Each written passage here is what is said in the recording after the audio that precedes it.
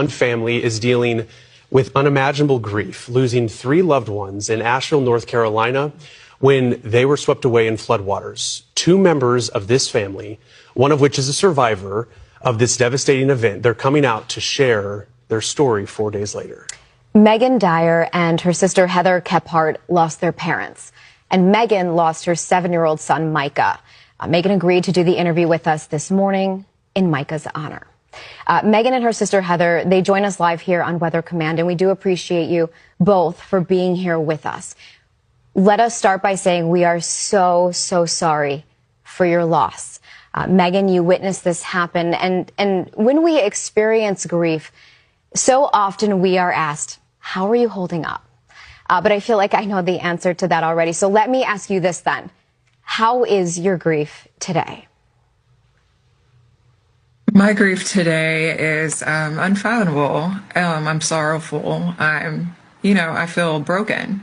But what is the main thing that I take away from grief is the uplifting of all the prayers that I've received. And I think that all the chain of prayers that I have felt are the things that held me up, the things that are holding me together right now. Because if it was up to my humanly flesh, I wouldn't be able to do it. Family, togetherness, many people reaching out, praying, sending their support. That's the pieces that I can't have on my own that they're putting together for me. And Heather, by your side, Megan, we also know your other sister, Jessica. Initially, when the stories started coming out of Western North Carolina, your sister Jessica was posting updates on Facebook before, even after the rescue and those subsequent updates. There is this picture I believe you took on the roof, and only if you feel comfortable sharing what was going through your mind, because you, your parents, and your son, I believe those were your shoes, had to evacuate to the roof. Yes, we did. It was our only hope at that point. Everything else was covered in water. We were on the roof, and I considered at that moment that we were at our safe point. So I took a picture because at that point I still had service and I wanted to keep them in the loop. I thought we were okay still until the house broke apart and until everything started to collapse. Devastation. I was terrified, but in that moment, all I thought about was being a mom and keeping my son safe and reassuring him that this is how superheroes are made. We survive and we keep going. And I wanted to keep that alive in that moment, so I never let the faith falter. I want to ask you too, Heather, as we give Megan a moment as well. You are Megan's sister, so your parents were also on that roof, as well as your nephew. I am reading that you do not live in Asheville, so what was the communication? Did you know what was happening in real time as your family was waiting for that necessary life-saving support? We were getting texts from Megan, and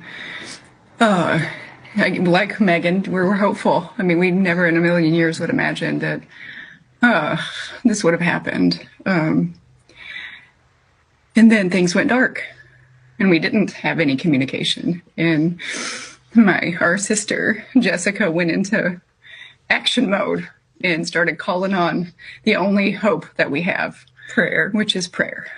And the network came through like we have never seen. It's been such a blessing to our family. All the people, all of the responders, all around the world came and they prayed for us and our family. And I have to say, in the water, because I was stuck there for a very long time in the water, and I was, held down by roots and trees. And in that moment, in the midst of the chaos, all I heard was God telling me to be still and to stop fighting the water. That was him, but that was prayers. That was prayers that told me to be still and to let the water carry me to where I needed to be rescued. And you were eventually rescued, and sharing the story just 4 days later, Megan, your son Micah, 7 years old, from what I've been told, you're wearing one of his T-shirts. You called him a superhero. Yes, he wanted to be Deadpool for Halloween, and in his honor, I wore it today for him. Micah, man. Tell us about Micah and the legacy that he's going to leave on this earth. this moment. You know, I'm so proud of my son because in his last moments, he wasn't screaming for me. He was screaming, Jesus, Jesus, save me. Jesus, I hear you. Jesus, I'm calling upon you. And his wildest dreams and everything that he wanted to be was a superhero. And that was his goal in life. And instead, he's my hero because he reached for something past flesh, past human, past anything that even grown adults, I think, would reach for. My son called out to the one God Almighty. And I think at that moment he was rescued and he became my hero. And I think all of them carried me through that moment. I think that his biggest dreams, he was the smartest, bravest, hopeful, great friend, great son. I couldn't have asked for a better son. And he was so happy up until the very end when he was screaming for Jesus. And in that moment, I think he found joy. You know, the innocence of children is actually quite spectacular. Oh my gosh, I'm so sorry. Yeah, it is. Marissa being a mother too, Megan and Heather, I do, amidst the tragedy, your parents as well, Jessica included,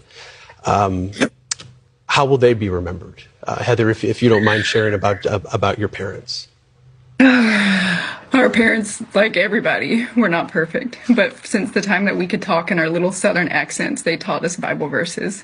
And we had my dad. We had a big piece of cardboard, and for every Bible verse we memorized, he gave us a star. And they're the old foily stars that I don't even know if they make them now. But we got one for every verse. And those verses, to this day, are in our hearts and in our minds. And I think for nothing, they wouldn't want to do anything else in this moment but to give honor and glory to the Lord Jesus Christ. And one verse in particular, Micah 6:8. He has shown thee, O man, what is good, but what does the Lord require of thee but to do justly, love humbly, and to walk humbly with thy God.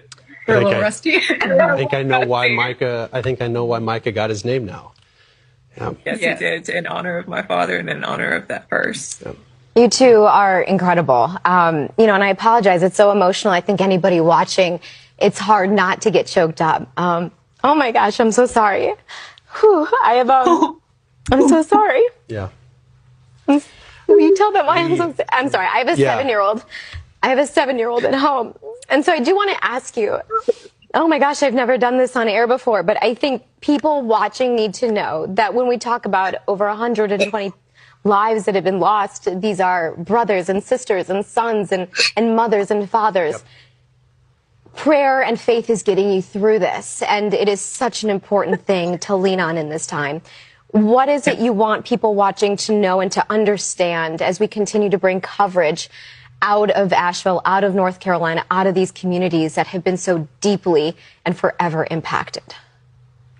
I want them to remember that there is joy beyond the pain, that while we are wrapped in sorrow and while we are wrapped in grief and overwhelming regret for all the things that we could have done that we didn't, that they are happy. And they are joyful, and they are all around us looking down. And my son couldn't be more proud at me for hanging on. My parents were probably lifting me up when I was in between the two things that were holding me down. They are rejoicing at the fact that I now can tell them what God did for me, because it was God. He said, be still, I am in control, and you will pass on. This is a backfire for the devil, because he tried to take me out. And here I am sharing the word that my 7-year-old is a hero and my parents live on in God's glory. Mighty, mighty Micah man. I'm struck by your spirit. I mean, and having the support of your sisters. I know when it comes to this event, I would imagine you being in the water. I know it's hard to gauge time. Was it a few hours until you were rescued, and how that I was in the water. Place? I was in the water for 5 hours. I was in the water for a very long time down the river. I got caught in some trees, and things were hitting me. I got dragged under a few times, and that's when I remember being in a tree. And I remember thinking, well, like a voice told me I cannot stay here. I have to let go, because they couldn't find me there. And I had to trust that voice to let go and to hope something else was waiting for me. And when I did let go, I heard the voice say, be still, don't fight the water. And then I ended up in between the two carriers that stuck with me the whole time. And I waited for about 2 hours until God blessed me with a man that saw me and the rescue team that provided for me. And I can't thank them enough. You have a very long road ahead of you, and the grief, I know, is going to come in waves. For anybody that's experienced grief that is watching knows, I always say it moves like the ocean. The ebbs and flows, and some days are going to be harder than others, and some moments will be easier. But I think remembering those moments of your son and of your parents are what ultimately, those good memories, right, of laughter and joy, are what see you through, in addition to your faith. And speaking with us and sharing your story, both you and Megan and Heather, we so appreciate it. You have all of our prayers, our utmost condolences, and you know, as you navigate it, we hope you can carry with that some of our thoughts and love. Thank you so much. Sure thing. And we'd be remiss. There is a GoFundMe for Micah, for the family of Megan, Heather, and Jessica. Tragic. But that's the reality that so many have now had to face, the tough reality in this disaster. Jessica on Facebook posted that Micah's body was recovered about a quarter of a mile away from Megan's rescue.